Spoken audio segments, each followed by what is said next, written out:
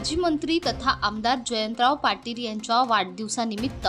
राजेंद्र नगराळे यांच्या संकल्पनेतून लस्सी वाटप करण्यात आली।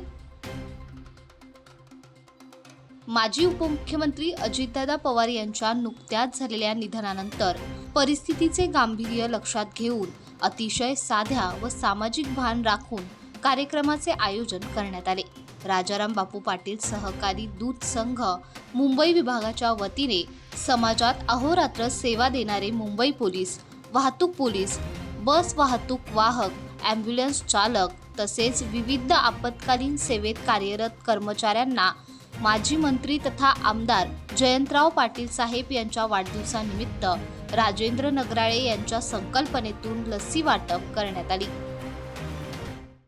आज खरं तर अतिशय आनंदाचा आणि उत्साहाचा दिवस आहे, कारण महाराष्ट्राच्या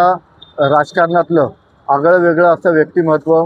ज्यांना आझाद शत्रू म्हणायला पाहिजे, जे आपल्या आगळ्या वेगळ्या अशा वागण्यामुळे, सुसंस्कृतपणामुळे आणि शरद पवारांचे एक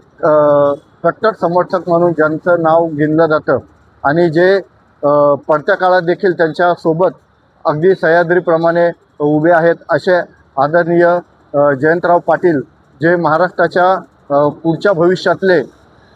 ते एक भविष्य असेल महाराष्ट्राच्या राजकारणातलं एक मोठं नाव आहे ते, आणि भविष्यात ते महाराष्ट्राचे मुख्यमंत्री देखील होतील, अशा या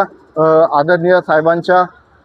वाढदिवसानिमित्त राजाराम बापू पाटील दूध संघ मुंबई संघाच्या वतीने, मुंबई विभागाच्या वतीने आम्ही इथे जे अहोरात्र कष्ट करत असतात, पोलीस अधिकारी असू दे, जे ट्रॅफिकचे अधिकारी असू देत, किंवा हे ॲम्ब्युलन्सवाले असू देत, हे रिक्षा चालक असू दे, ह्या सगळ्यांना आम्ही लस्सी वाटप करून त्यांचं तोंड गोड करतोय। आणि तोंड गोड नुसतंच करत नाही तर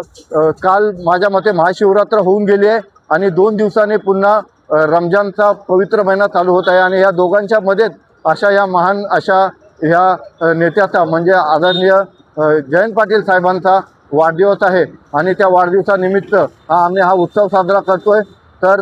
राजाराम बापू पाटील दूध संघ हा नुसता दूध संघ नसून हा सामाजिक आणि वैचारिकरित्या सर्व गोष्टी सामावून घेणारा आणि सगळ्यांना सहकार्य करणारा असा संघ आहे। पुन्हा एकदा जयंतराव पाटील साहेबांना वाढदिवसाच्या शुभेच्छा देतो। धन्यवाद।